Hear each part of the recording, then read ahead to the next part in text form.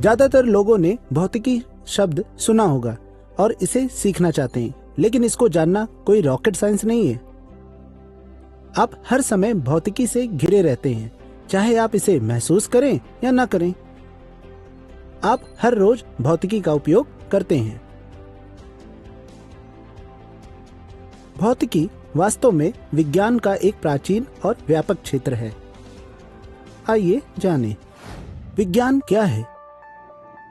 विज्ञान शब्द शायद कई अलग अलग चित्रों को ध्यान में लाता है। एक मोटी पाठ्य पुस्तक, सफेद प्रयोगशाला कोट और सूक्ष्मदर्शी, एक दूरबीन के साथ खगोलविद, चॉकबोर्ड पर व्युत्पन्न आइंस्टाइन के समीकरण, अंतरिक्ष यान का प्रक्षेपण, बीकर में रासायनिक अभिक्रियाएं आदि। ये सभी दृश्य विज्ञान की कुछ या अन्य विशेषताओं को दर्शाते हैं, लेकिन इनमें से कोई भी पूर्ण अर्थ प्रदान नहीं करता है, क्योंकि विज्ञान के कई सारे पहलू हैं। वास्तव में विज्ञान उस जिज्ञासा को बढ़ाता है कि दुनिया कैसे व्यवहार करती है। हम समझ सकते हैं कि प्रकृति कैसे काम करती है। एक वैज्ञानिक वास्तविक दुनिया में विचार का परीक्षण करता है।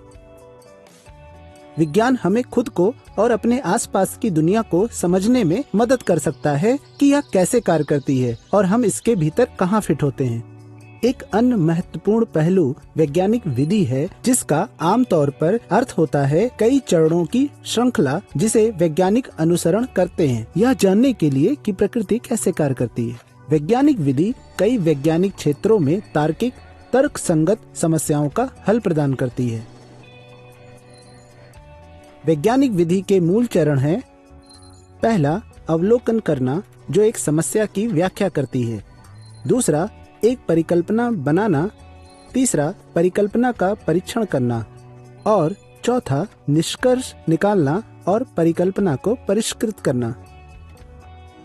चलिए अब भौतिकी के बारे में बात करते हैं।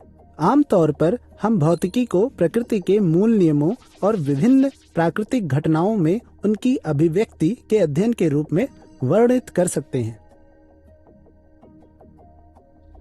हमारे मन में कई बुनियादी प्रश्न होते हैं। ब्रह्मांड की उत्पत्ति कैसे हुई? यह किससे बना है? एकीकरण और न्यूनीकरण, ये भौतिकी के दो दृष्टिकोण हैं। एकीकरण का अर्थ है कुछ अवधारणाओं और नियमों के साथ विविध भौतिक घटनाओं की व्याख्या करने का प्रयास करना। उदाहरण के लिए, न्यूटन के सार्वत्रिक गुरुत्वाकर्षण का नियम पृथ्वी की ओर स्वतंत्र रूप से गिरने वाली वस्तुओं की गति, सूर्य के चारों ओर सभी ग्रहों की गति और पृथ्वी के चारों ओर चंद्रमा की गति की व्याख्या करता है। इस प्रकार यह प्रकृति के मूल बलों को एकीकृत करता है। न्यूनीकरण का अर्थ एक जटिल प्रणाली को सरल घटक प्रणालियों में तोड़ना, ताकि इन प्रणालियों पर भौतिकी के नियमों को लागू किया जा सके। उदाहरण के लिए, ऊष्मागतिकी को विकसित किया गया था स्थूल गुणों को समझाने के लिए, जैसे ताप, एंट्रोपी, आयतनिक निकाय आदि। गतिज सिद्धांत द्वारा उल्लिखित गुणों की व्याख्या आयतनिक निकाय के आणविक घटकों के रूप में की गई है। सारांश, हमने समझा कि विज्ञान उस जिज्ञासा को बढ़ाता है कि दुनिया कैसे व्यवहार करती है। साथ ही हमने वैज्ञानिक विधियों और इसके मूल चरणों के बारे में जाना।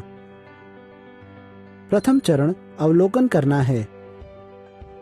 इसके बाद एक परिकल्पना तैयार की जाती है और फिर